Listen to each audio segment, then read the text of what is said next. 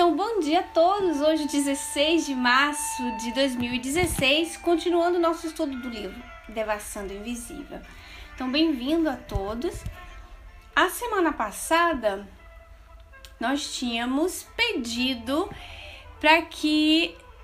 tá certo, Lidiana? Beijo! Nós tínhamos pedido a vocês de poder me lembrar de trazer algumas questões para ser tratadas. Lembra? Alguém me lembrou?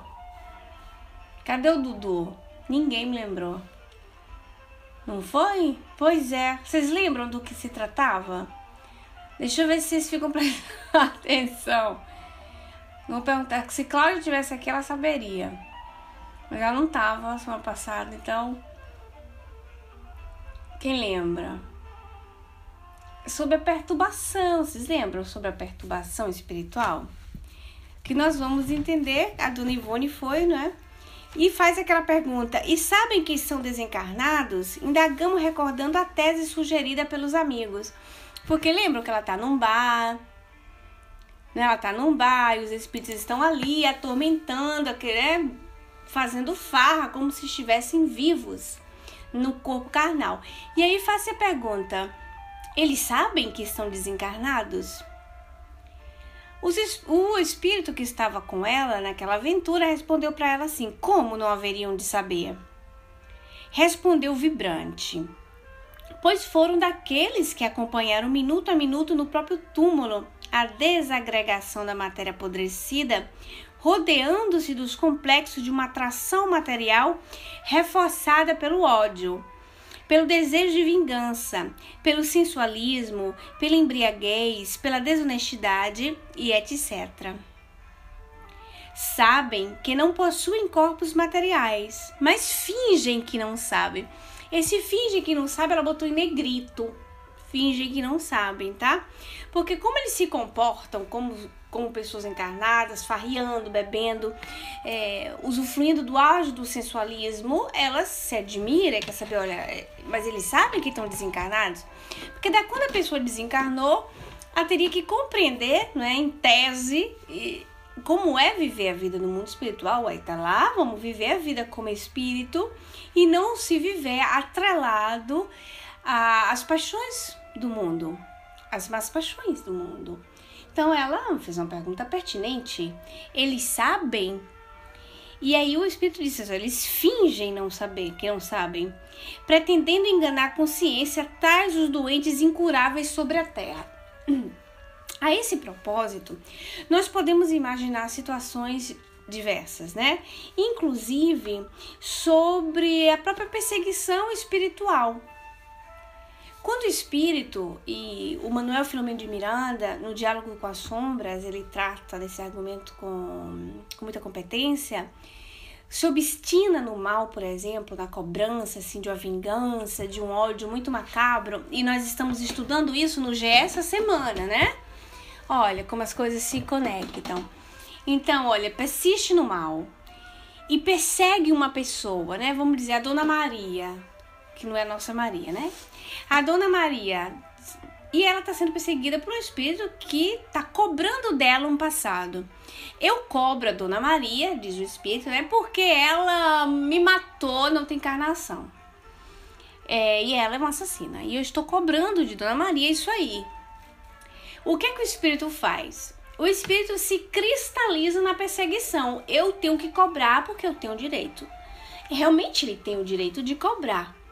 Como ele está cobrando é um método que é a pedra do escândalo. O escândalo está vindo por ele, tá bom. Mas nós esquecemos, e esse espírito está esquecendo, que existe um passado nas suas costas. E que aquela época que a Dona Maria matou-o, alguma coisa ocorreu para a Dona Maria matá-lo. Se não foi naquela experiência atual, foi um anterior ainda, não é? Porque se a gente for voltar com uma fita de rolo de fita cassete, for voltando as circunstâncias, aí já foi seu João que matou Dona Maria, mas anteriormente ainda, aí vai, são as circunstâncias que o mal não acaba, porque fica com uma corrente de ligação. Vocês estão conseguindo compreender o que eu tô querendo dizer? Eu tô sendo clara? Só que naquela encarnação ali, o qual ela está na personalidade de Dona Maria, e ele está perseguindo a Dona Maria, ele é convicto que ele está fazendo justiça. Mas ele está esquecido das vezes que ele também mereceu justiça. Então é um mal, ele cristaliza. E o que é que ele faz? Ele se isola do passado e se fixa só naquela circunstância no qual ele foi lesado. O ser humano faz isso muitas vezes, né? Ele esquece quando ele passou a perna no outro, mas ele só fica pensando quando alguém passou a perna nele. É como diz aqui o Espírito, olha. Ele, o que é que faz? Cristaliza a sua própria consciência, aqui ó, pretendendo enganar a consciência. Tais os doentes incuráveis na terra. Ele quer se enganar. Porque ele está convicto que ele tem que fazer justiça. Nessa convicção que ele está querendo fazer justiça, ele não quer ver. Não é assim? Então ele está nessa convicção que ele está certo. Porque se ele for parar para analisar uma outra ainda, se coloca na posição de vítima, né, Marcela? Se ele ficar analisando uma outra ainda, ele deixa de ser a vítima, não deixa? É uma vítima temporânea. E o mal é o mal passageiro. Porque aquele mal que ele está investindo na pessoa, cobrando o mal que aconteceu, foi um mal que ele mesmo criou. E aí, como se fosse uma bola de neve. Uma bola de neve que, se não der uma parada, a pessoa não acorda. Um dos dois tem que quebrar a corrente do mal. Existe uma visão psicológica, por exemplo, sobre a violência, que na verdade é um resumo do que é mesmo a vida. Dizem que homens, filhos de pais violentos, ou seja, os seus pais batiam nas suas mães, essas crianças cresceram com violência doméstica, eles vão tender a bater nas suas mulheres. Logicamente, tem a índole. Bebi um golinho de chá. Tem a índole, né? Mas é um mal que continua. Porque aquilo fica tão gravado no seu inconsciente e a figura santa da sua mãe... Qual é a mulher mais santa para o ser humano? A mãe, né? A primeira. Se a mulher, que era sua mãe, podia sofrer violência, por que essa aqui não pode? Que tá me perturbando, né? Então o homem, ele tem que lutar contra esse tipo de mecanismo para vencer a si mesmo. É uma luta. E não quer dizer que não seja assim com todos os maus que vão se sucedendo encarnações sobre encarnações, né? Por isso que devemos ser indulgentes para com o próximo, quebrando assim essa corrente, disse Marcela pra gente. Sim. Por isso não julgueis para não ser julgados. Porque nós temos que ter uma compreensão que a pessoa que está praticando o mal agora, ela não teve um bem ontem. De alguma forma ou de outra. Nós tratamos nesse conceito de educação, de amor, nos estudos passados, quando trouxemos as perguntas de Fenelon, né? Nós trouxemos a pergunta de Fenelon e nós, nesse estudo, por exemplo, da semana, no GE, na segunda-feira, nós tratamos sobre os inimigos desencarnados. E tem um pedacinho lá nos inimigos desencarnados que diz assim, no Evangelho, né? Que diz assim, que não tem pessoa que seja tão rude que ela não amoleça a modos de educação, de carinho, de amor. Ela cede, se enteneriza, né? Então ela ressente aquela bondade. Mas muitas vezes a pessoa é tão grosseira que não vem em nós oferecer esse ato de bondade. Bom dia, Dudu, bem-vindo, Gilson, bem-vindos. Tá, onde é que eu tô querendo pegar esse pensamento? Porque a gente vai tocar nesses assuntos mais adiante também. A gente volta e meia puxa esse fio de meada. Em verdade, não entendem o mecanismo da separação dos próprios corpos astrais das formas carnais. Então, ele percebeu, o espírito nesse caso, esses espíritos percebem a desencarnação. No sentido de que eles presenciam, se veem com corpos, mas viu que se destacou do corpo material. E não compreendeu o que ocorreu. E como a morte os apavora, forçam a crença de que ainda são homens. E como tais, vivem e agem na vida invisível. Então ele age conformemente quer acreditar, como homens. Quando nós desencarnamos, nossas paixões, as más paixões, ficam no mundo. As boas paixões você leva contigo. Os espíritos bons também sentem más paixões. Não os espíritos perfeitos, mas os espíritos bons também sentem más paixões. Mas aí eles a deixam na terra, né? Assim respondem os espíritos. Porque quando deixa o corpo material, se desvincula da matéria. Então certas necessidades já não leva consigo. Não precisa. Então fica no mundo. Esses espíritos, por serem espíritos inferiores, provando, né, a atitude que tem, eles levam com eles as más paixões. Aí o que acontece? Eles passam a ter uma vida, digamos assim, não real, mas como se fosse uma vida material, quando eles deveriam se preocupar com a vida espiritual. E aí eles procuram saciar as próprias paixões, tá bom? Quando alguns de nós outros, incumbidos da instrução de delinquentes, isso os espíritos benfeitores, né? Deseja explicar-lhes a situação e mostrar-lhes com vistas retroativas o fenômeno do próprio desprendimento dos laços materiais, tentando atraí-los para o raciocínio da situação, negam-se a atender, tal como a ovelha revel, asseverando que vivem mais felizes agora que outrora, pois agora podem residir até nos palácios dos magnatas, até em hotéis de luxo, ao lado de belas mulheres, podem repousar em leitos perfumados, ao passo que, quando vivos, tudo lhes faltava, às vezes até mesmo o pão. E acrescentam zombeteiros, para que havemos de nos converter ao amor do próximo se o próximo nunca nos amou? Puxa vida, fatal, né? Para que converter o amor ao próximo se o próximo nunca os amou? Qual é a perguntinha lá do egoísmo? Como nós vamos destruir o egoísmo? Pergunta Allan Kardec e responde o espírito de Fenelon. Quando nós começarmos a nos preocupar com os outros, porque o mal, o egoísta, começando a perceber que você se preocupa com ele se toca, se emociona, né? E ele começa a criar uma transformação. Eis a questão da fraternidade. Mas os benfeitores, o que é que eles dizem? Quando a gente demonstra que quer tratar com eles e tudo, eles dizem o quê? Eu agora que eu tô sem corpo material, eu posso viver em palácio, em hotel de luxo, eu posso dormir até do lado de mulheres lindas. E pra que eu vou me preocupar nessa conversão de amor próximo? Porque eles prejudicam, não é? Prejudicam as pessoas. Pra que eu vou voltar nessa conversão ao próximo se simplesmente eu posso usufruir de tudo aquilo que eu não tinha antes? Ilusoriamente, né? Porque, na verdade, não tem como viver em uma felicidade como se tivesse no mundo material e fosse uma conquista sua de espírito.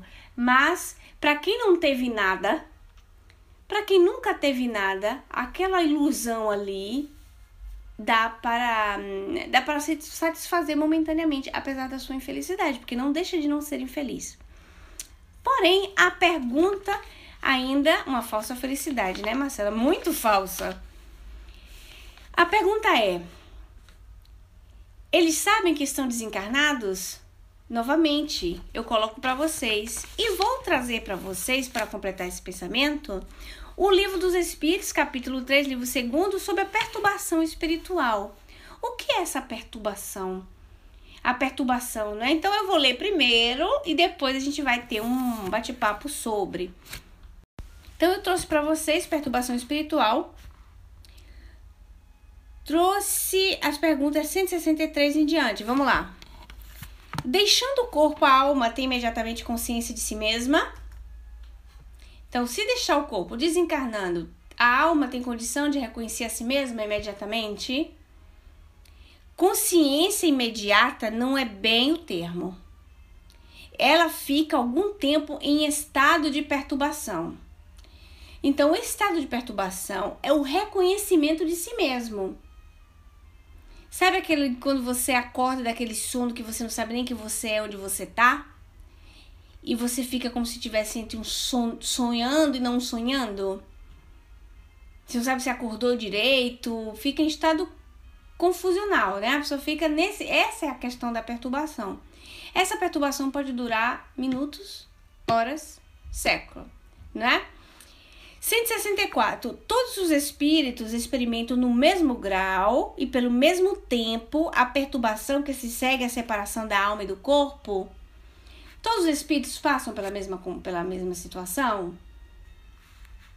Não. Depende da elevação de cada um.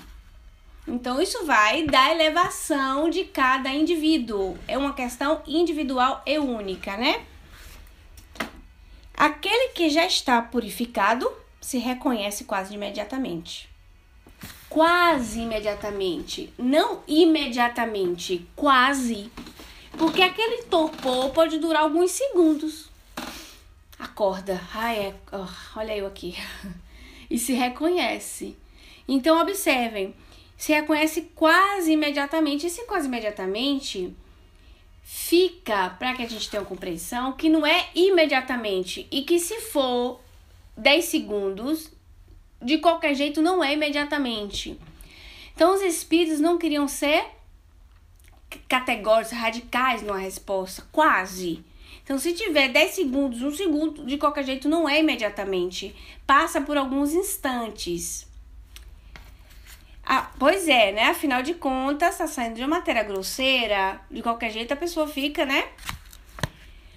Porque se libertou da matéria durante a vida do corpo, ao passo que o homem carnal, ou seja, o homem mais materializado, aquele cuja consciência não é pura, guarda por muito mais tempo a impressão da matéria. Então ele fica, quanto mais materializado, mais ele retém a impressão da matéria. Mas ele fica sob a influência da matéria. Porque o seu perispírito, de um jeito ou de outro, ele é denso. Eu dei o exemplo para vocês outro dia daquele bonequinho de ferro jogado bonequinho de imã, feito de imã, jogado dentro de uma bacia de limalha. Quando você tirar, ele vai estar cheio, né? Quando for perdendo a materialidade, ele vai perdendo as limalhas. Quando ficar totalmente limpo, ele fica de qualquer jeito o bonequinho ali limpo. Mas ele fica como o ser individual. Porém, não vai estar mais atraindo a matéria, porque a matéria já não vai estar mais com acesso a ele. Ok. O conhecimento do espiritismo exerce alguma influência sobre a duração mais ou menos longa da perturbação? Olha, pergunta interessante. Tá se perguntando aqui, gente, da perturbação. Vocês percebem que não é dita a questão do sofrimento? Que aqui não se foi perguntou assim, vem cá, você conheceu o espiritismo, você vai pro nosso lar? Ou você vai ficar lá batendo palma, assoviando, lá num lugar legal? A pergunta não é isso. A pergunta é sobre a perturbação, ou seja, aquele torpor que a gente está falando agora. O conhecimento do espiritismo vai ajudar a você ter uma duração de perturbação mais ou menos longa? A você se reconhecer como indivíduo? Ou seja, eu me reconheço como a maioria. A Diana me diz, eu me reconheço como Diana, André, eu como Andréa. Vai ajudar. Influência muito grande, visto que o espírito já compreendia de antemão a sua situação. Porém, a prática do bem e a consciência pura exercem maior influência. Então, influência muito grande. Mas aí o depois, o que vai valer não é o conhecer. É a prática do bem. E a consciência limpar. Porque aí você não vai sofrer de consciência. Mas a questão da perturbação, sim, porque quando você lida com esses argumentos e uma linguagem holística, né? Uma linguagem assim do mundo espiritual, da vida depois da morte, que você lida com esse tipo de argumento, a sua consciência, seu inconsciente já gravou esse tipo de experiência. Então, ele reconhece de antemão o que está lhe ocorrendo. Porque é como se você colocasse o seu ser em exercício. Coloca em exercício, não é? E aquilo fica fluidificando ali dentro de você, vamos dizer, aqueles argumentos. E aí, sim, a influência é muito grande, mas logicamente o que vai ser um fator determinante para o indivíduo é a consciência pura e a prática do bem, tá? Mas não acaba por aí, tem mais. O codificador traz para nós. No momento da morte, tudo a princípio é confuso. A alma precisa de algum tempo para se reconhecer. Acha-se como que aturdida, no estado de um homem que despertou de profundo sono e procura compreender a sua situação.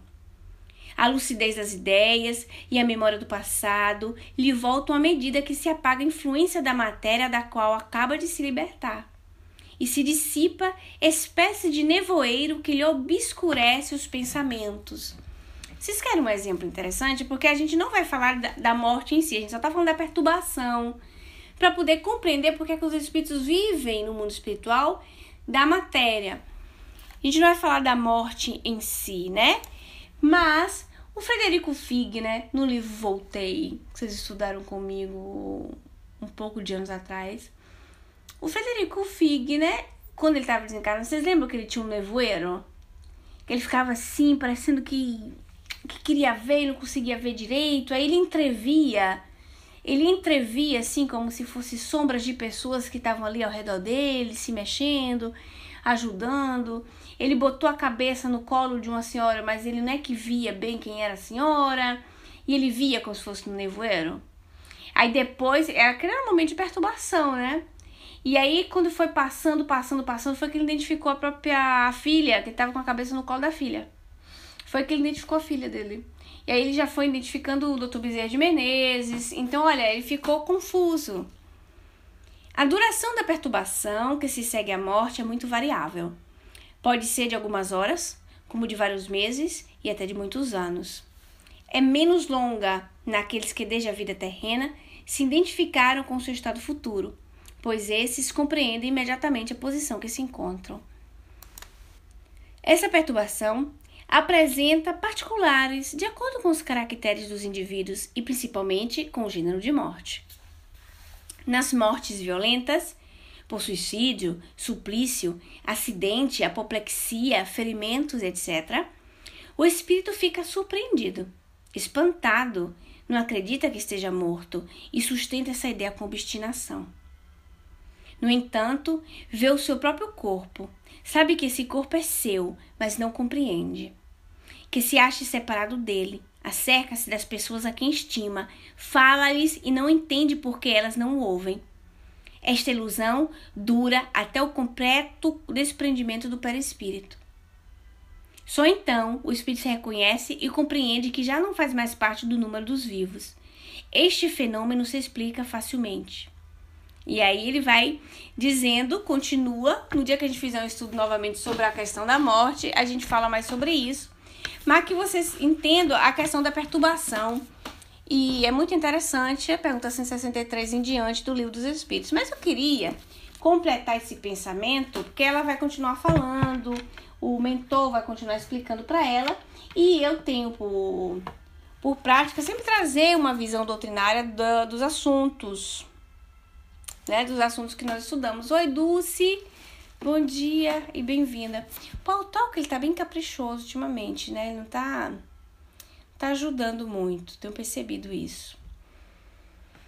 Eu trouxe para vocês gostam de pesquisar, de anotar, o Livro dos Médiuns, capítulo 25, segunda parte, da Evocações, tá? Então tem um capítulo, pasmem, dentro do Livro dos Médiuns que se chama Evocações, certo?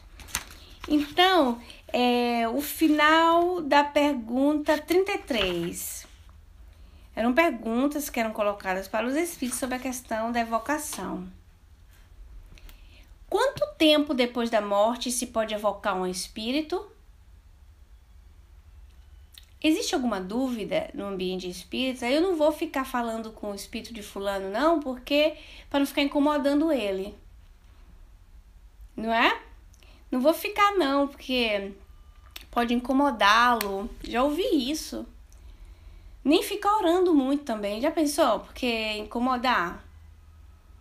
Então dizer assim, olha, eu tô orando pra você, mas fica lá onde você estiver, viu? Fica lá onde você estiver, não precisa vir, não se preocupa comigo não. Vocês acham que condiz o pensamento de um estudioso espírita, isso? Não condiz, né? Quando você ora por um espírito A, B ou C, você tá fazendo a evocação? Sim ou não? Sim, claro. Você, logicamente, quem é que você evoca? Evoca o pensamento de Deus. Então, você evoca o pensamento de Deus. Existe um capítulo dedicado a isso, porque existe um entendimento errado no movimento espírita que nós conhecemos, o movimento espírita brasileiro, que não se pode fazer isso. Quem colocou essa ideia, na verdade, foi uma opinião dada pelo Espírito Emmanuel, uma opinião, mas não condiz com o pensamento espírita, na verdade. Né? Então, ele foi um tipo de colocação pelas circunstâncias. Por quê? Porque Chico se encontrava numa situação com mães de pessoas desencarnadas e as mães queriam as notícias dos filhos, né? Por causa da dor. Então, queria que evocasse, vamos dizer, o espírito do filho naquela hora ali e ele aparecesse.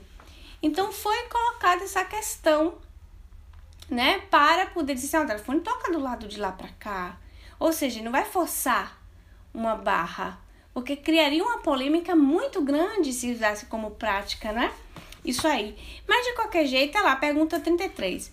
Quanto tempo depois da morte se pode evocar um espírito? Resposta: podeis fazê-lo no próprio instante da morte. Mas como nesse momento o espírito ainda se acha no estado de perturbação, ou seja, a pessoa acabou de morrer, você já pode evocá-lo, certo? Mas só que eles respondem, só que nesse momento ele ainda se acha no estado de perturbação. Só responde imperfeitamente. Vocês percebem que o espírito responde? Ele pode responder, mas ele vai responder imperfeitamente porque ele está atordoado. Ele está confuso. E aí Kardec bota uma observação, que é o que me interessa mais para poder continuar o argumento. Sendo muito variável a duração da perturbação, não pode haver prazo fixo para fazer-se a evocação. Ou seja, não tem um prazo fixo, mas é variável, não é? Vai de pessoa a pessoa, não tem como dizer se faz agora, se faz... E aí ele diz, entretanto, é raro que ao fim de 8 dias o espírito já não tenha conhecimento do seu estado para poder responder. Então, é raro que o espírito não possa, no conhecimento, você sabe o que é conhecimento? Conhecimento do seu estado, ou seja, que está desencarnado. É raro que ele não saiba que ele está desencarnado, que ele não tenha se conhecido ainda, reconhecido, que ele ainda esteja assim atordoado. É raro. Então, quem está dizendo é o próprio codificador. Entretanto, é raro que ao fim de 8 dias o espírito já não tenha conhecimento do seu estado para poder responder. Algumas vezes, isso lhe é possível 2 ou 3 dias depois da morte. Em todos os casos, se pode tentar a evocação, desde que agindo com prudência. Então, ele sempre nos coloca na questão de ter prudência, né? A questão de ter cuidado, de ter recolhimento, de ter respeito, enfim, logicamente, como qualquer coisa lidando com os espíritos, tem que ter de uma seriedade, de uma moralidade imensa, para que isso possa ocorrer. Então, não é como eu já tenho ouvido, por exemplo, até o palestrante de nome, que a gente gosta muito, dizer, não, quem podia fazer isso era Kardec, porque era Kardec, não. Então, Kardec devia estar broco, porque ele colocar um capítulo dedicado a esse tema, ensinando até como você fazer, não é? Ele só podia estar broco, porque não é possível. Então, não tem sentido, né? Se fosse uma coisa que fosse só ele para fazer, ele não teria dedicado um capítulo e ensinando. Tanto é que esse capítulo, como ele tinha um método de pedagogia excelente, ele te ensina do começo ao... Primeiro ele fala tudo que você vai lidar com a mediunidade, tipo de médium, vai chegar a identidade dos espíritos, para você saber reconhecer a identidade, com o método, né, amor? Como é que ele fala e tal, como é que você reconhece os espíritos. Depois é que ele vai ensinar a evocação. Primeiro vai dizer até você como é que você vai reconhecer a postura do espírito, depois é a evocação. Aí depois do capítulo de evocação, ele vai dizer perguntas que se podem fazer aos espíritos. Ele vai ensinar que tipo de pergunta, como pôr as perguntas, como se colocar, né? Então, doutrinariamente, já que somos espíritas, né? Tô falando para espíritas, doutrinariamente é possível. pego a responsabilidade de uma coisa dela porque tá aqui dentro, né? Então, eu tô com o codificador, tô jogando no time dele. Então é isso, 8 dias, os espíritos já podem ser chamados, né? Eles já podem responder, na verdade chamar, você pode chamar na mesma hora. Eles não vão responder, né? Mas esse chamar, gente, significa que vocês vão chamar, esperar que ele vai escrever, mas você já pode orar por eles no mesmo momento, já pode pedir a Deus a permissão e criar um monólogo, como se fosse um diálogo, e bater um papo. Olha, fulano, eu te desejo isso, isso e isso. Eu espero que a situação para você esteja assim, assim, assim. Então, não deixa de ser uma evocação. Tá bom, a pessoa não vai responder para você, mas então não dá o pensamento espírita, do movimento espírita, a pessoa dizer, não, fulano meu desencarnou e eu nem chamava muito para não criar perturbação para a pessoa ficar chamando, para não incomodar, né? Para não incomodar a pessoa e tal. Então, não condiz com o pensamento espírita. Então, depois de pegar a base doutrinária para nós, né? Trouxe para vocês, recapitulando, o Livro dos Espíritos e o Livro dos Médiuns, nós vamos voltar na explicação, né? Vamos voltar para a explicação do livro, a leitura do livro da Evasão do Invisível. Prestando atenção no aspecto dos infelizes que tínhamos sob as vistas, a despeito da grande inferioridade de que davam provas, percebemos que ainda existiriam outros abaixo na escala moral, pois não eram daqueles que em vocabulário espiritista denominamos embolsados, ou seja, os que se apresentam trajados de longas túnicas negras e cabeças envolvidas em capuz. Pareciam antes homens que espíritos desencarnados, e dir-se-ia embriagados. Parece que tais entidades, então ela diz assim, olha, além daqueles, ainda tem outros que têm a aparência ainda muito mais vil, muito mais humana do que, como eu posso dizer, do que espiritual. Essa é a mensagem que chega aqui me atrapalha. A mensagem que chega me faz perder o fio da meada. Então, muito mais humano do que espiritual. Então ela fala assim, ó, não aqueles que me parecem os embolsados, são espíritos que se apresentam com túnicas negras e a cabeça envolvida em capuz. Tem espíritos que se apresentam assim. Muitos videntes já viram histórias, livros, relatam esses tipos de personalidades. Mas a gente não vai entrar nesse discurso, vamos focar no que ela está dizendo desse outros espíritos. E dir-se-ia embriagados. Parece que tais entidades absorvem a essência ou as exalações de bebidas alcoólicas nos bares e tavernas, e até nos cassinos e clubes de luxo, e também nos domicílios familiares, quando os circunstantes encarnados são dados a libações costumeiras. Parece que essas entidades incitam a todos a beber continuamente e que, através deles, envolvendo-se nas suas irradiações, em sua aura, com os quais estabelecem afinidades positivas, absorvem as emanações do álcool como as de qualquer outro vício, inclusive o sexual, e se locupletam tão bem como se fossem homens carnais. Então, qual é a tipologia desses espíritos por associação de caráter? Quem lembra? Existe uma expressão espírita para esse tipo de afinidade, esse tipo de espírito. São espíritos? Diana. Não vou pegar Dudu. Oi, Miriam, bom dia, bem-vinda. São espíritos o quê?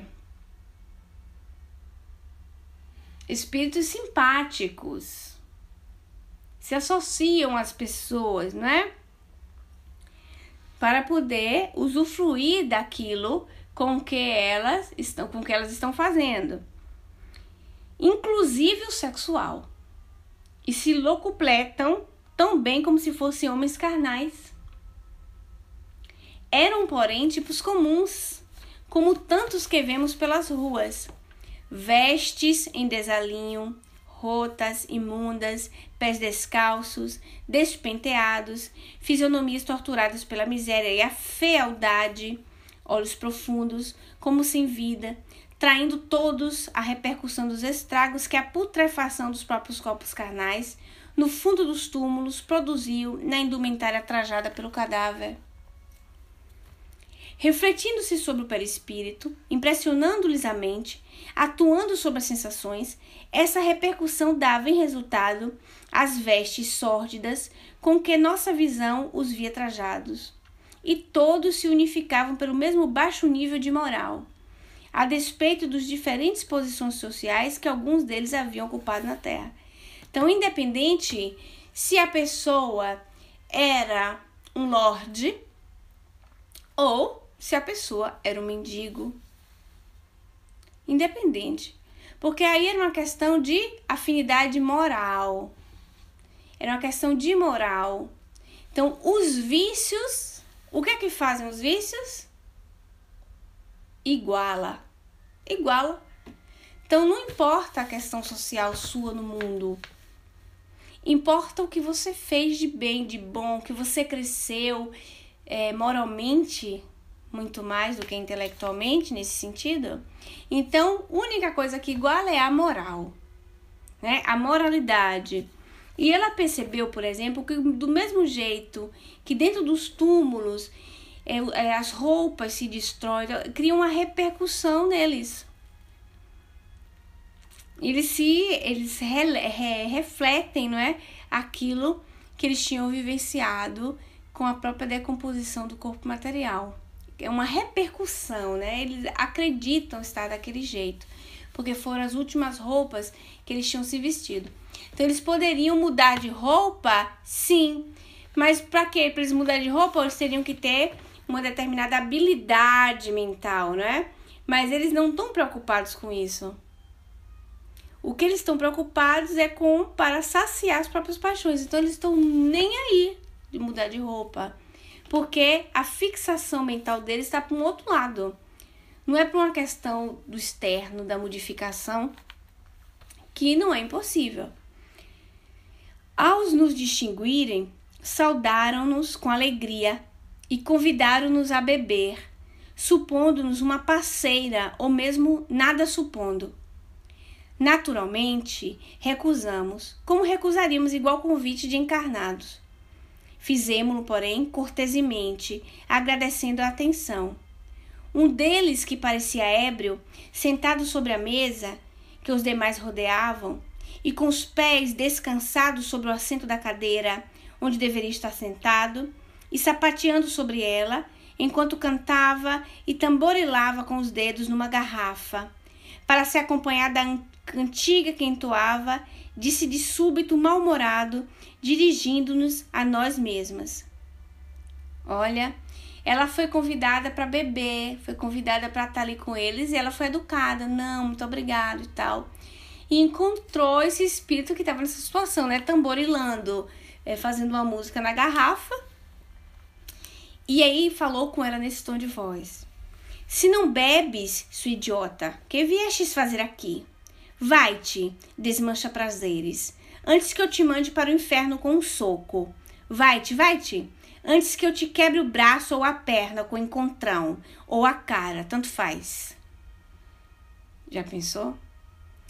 Sorrimos, ouvindo-o, segura como estávamos da presença do guardião, a quem não mais víamos, mas sentíamos junto de nós.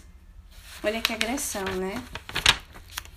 Venho apenas visitá-los, pois somos irmãos à face de Deus. Respondemos com serenidade. Pareceu não ouvir, e acreditando que tudo quanto pudéssemos dizer, no intuito de doutriná-los, seria em vão.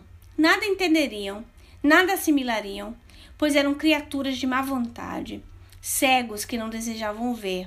Entretanto, continuou o que falara, ainda se dirigindo a nós. Olha, tens o braço quebrado? Como quebraste teu braço?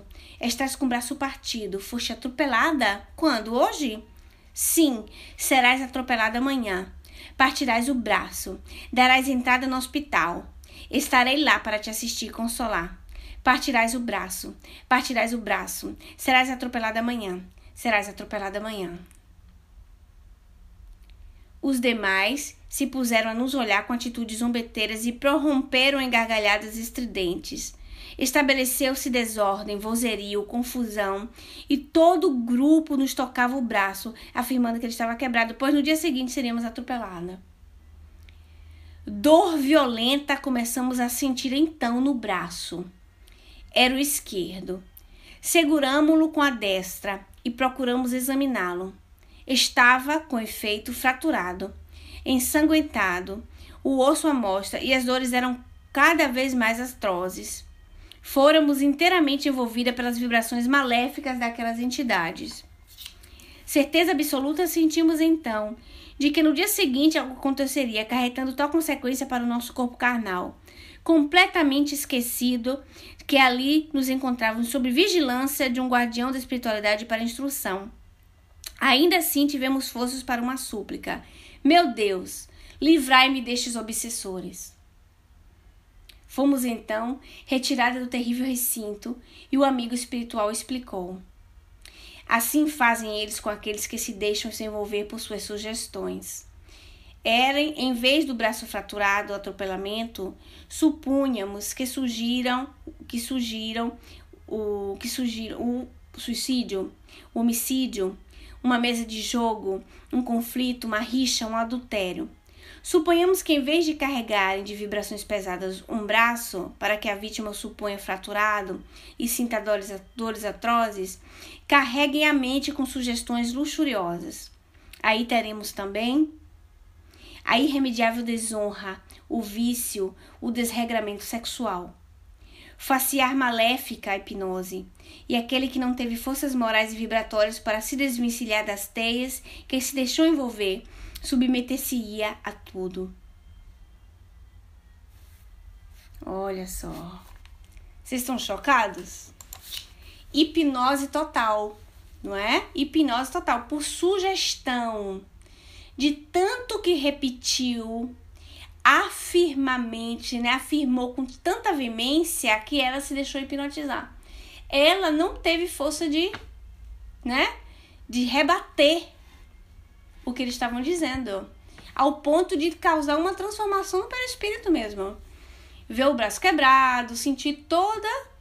Por que que hoje, e aí vem a misericórdia divina, hoje, por exemplo, dentro da própria ciência, a PNL, que se chama Programação Neurolinguística, eu convido a todos, né?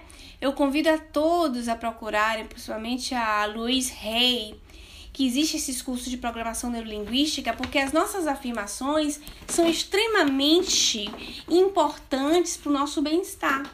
Eu estou bem, eu estou feliz, eu tenho sucesso, tudo na minha vida dá certo, eu sou tão linda, eu sou um ser de luz, eu sou um ser maravilhoso, não é? Eu vejo luz em vocês, vocês são luzes. Vocês são obras da criação, vocês são maravilhas de Deus, o dia é lindo, a vida é linda. Deus me deu amigos como vocês para iluminar o meu caminho. São todas questões de afirmações que, exatamente, né, André? A André colocou ali, me lembrei das doenças psicossomáticas. O Fábio colocou para nós, hoje ainda somos obsidiados por outros seres vivos também. Sim, por causa dessas afirmações que nos colocam para baixo e a gente se deixa levar. Vocês lembram? 459, muito mais do que imaginamos. Então, olha só. Existe esse intercâmbio entre os dois mundos muito mais do que imaginamos. Exatamente, né, Andréa? Isso causa um efeito muito grande. Eu lido com pessoas, com amigas, com treinamento fraterno, que esse tipo de frase dita pelos pais causou um impacto muito grande. Não é? Eu tenho um exemplo de uma amiga que a mãe é uma pessoa maravilhosa, mas tinha por costume dizer: você é preguiçosa, você não dá pra nada, você nunca vai ser uma dona de casa, você nunca vai ser uma dona de casa. Você só vai dar pra trabalhar fora mesmo, porque você não tem condição de tomar conta de uma casa. Você imagina a repetição disso na mente. Vocês estão vendo que faz efeito? Realmente, ela se acha incapaz de tomar conta de uma casa. Ela acha que a capacidade dela está só fora da casa, na rua, trabalhar para ganhar dinheiro e manter a família, mas ela não sou capaz, Ju, de tomar conta de uma casa. Por que isso, mesmo? Não é verdade. Não é? Não pode. Isso dá um impacto terrível na pessoa, de convicção. Então, e às vezes a gente, é um círculo vicioso, viu, Fábio? Que a gente se pega fazendo, a gente tem que vigiar muito isso. Você é luz, meu filho, você é capaz. Você é capaz, você pode estar chateado se você me enche o saco, mas você é luz. São afirmações positivas e a gente tem que fazer conosco mesmo, né?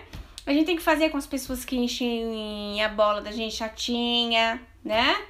Que fica ali, pisa no nosso calo, a gente tem que ficar dizendo, em vez de dizer a coisa negativa da pessoa, que no final das contas quem colhe somos nós, não é a coisa ruim? Então vamos lá afirmar o bem. Olha, você é maravilhoso. Você é luz na minha vida. Deus botou você na minha vida para você me iluminar, porque você é uma bênção. Você é um grande professor, Deus lhe ilumine. Então, lembra a questão do fluido? A questão lá, capítulo 14 da Gênese, fotografia do pensamento. Olha quanto material eu estou trazendo para vocês estudarem. Você imagina, cria o pensamento, manda para a pessoa. Os espíritos também fazem isso, né? E eles fazem encarnados e desencarnados. Então, como é que nós pegamos as sugestões? Nós ontem, no Livro dos Médiuns, estudamos intuição. Não foi questão da intuição, do pressentimento. Nós estamos estudando sugestão. Como é que os espíritos atuam no nosso pensamento. Nós estamos estudando para que a gente saia da ignorância. Para que a gente ganhe o conhecimento de causa e saiba lidar com isso. O véu de Ísis cai ao chão, tudo isso. O véu de Ísis vai embora. E não fica mais um mistério, não é, Dudu? Não fica mais no mistério. Por que que isso acontece comigo? Então, um pensamento bom vem do espírito bom, mas um pensamento negativo não pode nunca provir de um espírito bom. Os espíritos, eles se traem pelo modo que eles se exprimem. E muitas vezes eles não podem falar, às vezes não vão falar através de uma psicofonia, uma psicografia, mas eles podem falar no seu interior, com essas frasezinhas, frase negativa. Então, vamos trabalhar. Na dúvida, mas eu tenho uma intuição, pressentimento, não sei se é bom.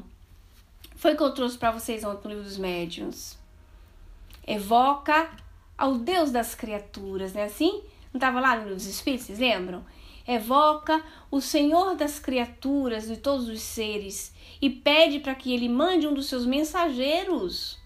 Porque, gente, nós vamos entrar em conexão positiva e não vai ter mais dúvida. É a confiança em Deus, porque você sabe da intervenção de Deus. Deixa estar que Deus ajuda o homem através do próprio homem. É verdade. Então, muitas vezes eu estou pensando que vai vir Dr. Bezerra de Menezes para falar comigo, é muita ousadia, né? Mas aí não vem Dr. Bezerra de Menezes, vem Pai João, Pai José, vem um espírito mais simples. Às vezes nem precisa, às vezes é a Cláudia que me liga.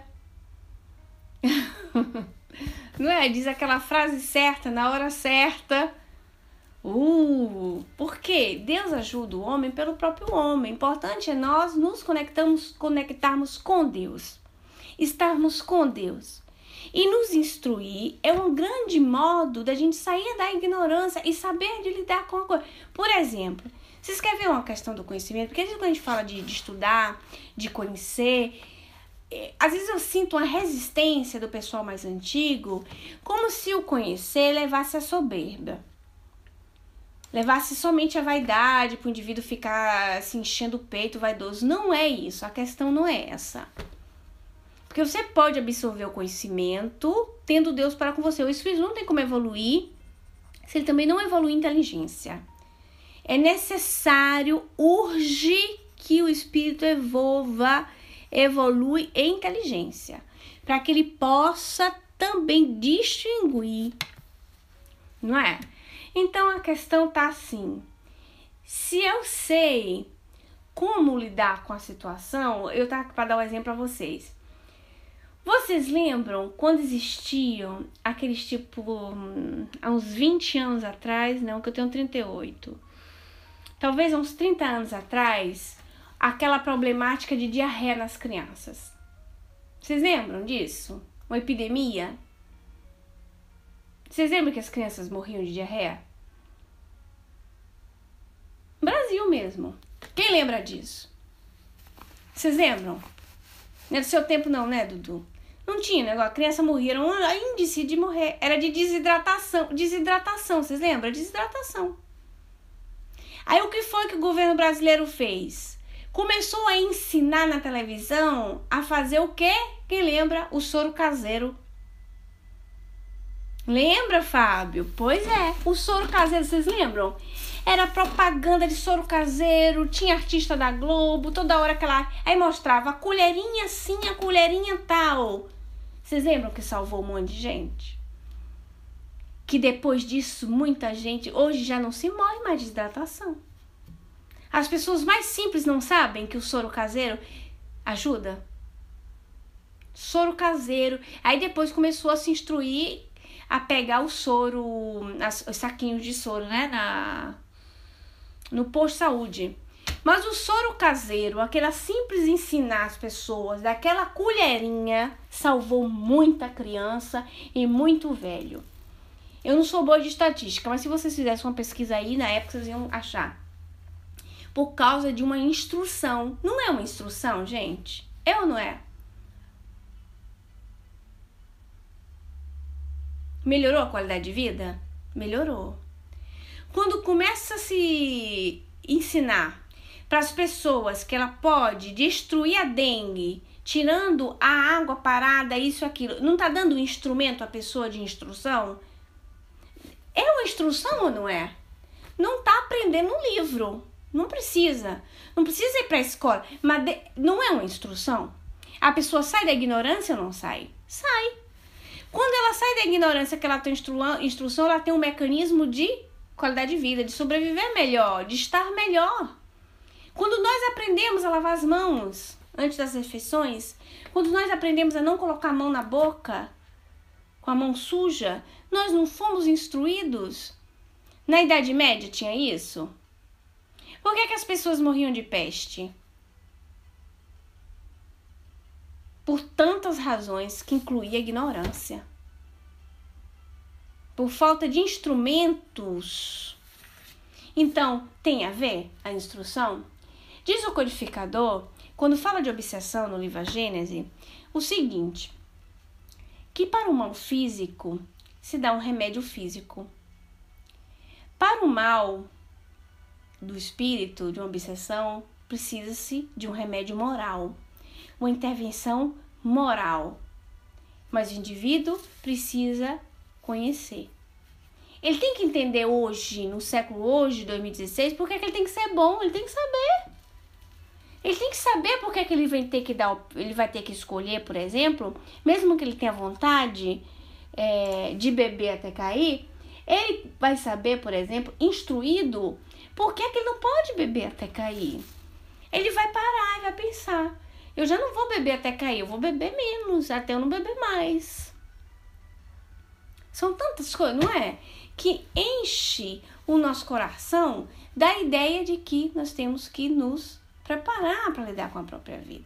Era isso. Concluindo o estudo de hoje, a semana que vem a gente continua, né, sobre esse argumento e convidando vocês para uma prece para concluirmos nosso trabalho. Tá certo? Vamos lá?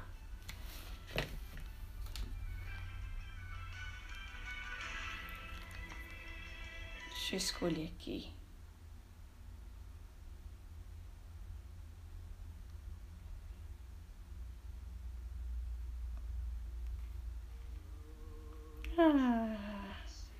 Vamos pedir a Deus agora, evocando o pensamento de Deus, evocando sempre a Deus, ao Criador, ao Senhor dos mundos, que Ele possa permitir que os seus mensageiros possam estar conosco, intuindo nas nossas escolhas, estimulando em nós os melhores caminhos. Que nós possamos, Senhor, e precisamos de ajuda para isso, para dominar em nós as nossas más tendências, que nós possamos suprimir as nossas más paixões, que nós possamos então ter controle das nossas próprias vidas. Abençoa, ó meu Deus, se o Senhor permitir a presença adorável do Cristo conosco, os nossos irmãos que criam incômodos espirituais nas nossas vidas, que eles possam buscar a luz também e buscar a felicidade verdadeira. Abençoa-nos então, Senhor, encarnados e desencarnados, que somos tão necessitados ainda das Tuas mãos para caminhar. Muito obrigado, meu Deus, que assim seja, graças a Deus. Muito obrigado, gente. Que Jesus nos abençoe. Vamos lá? Um beijo para todo mundo.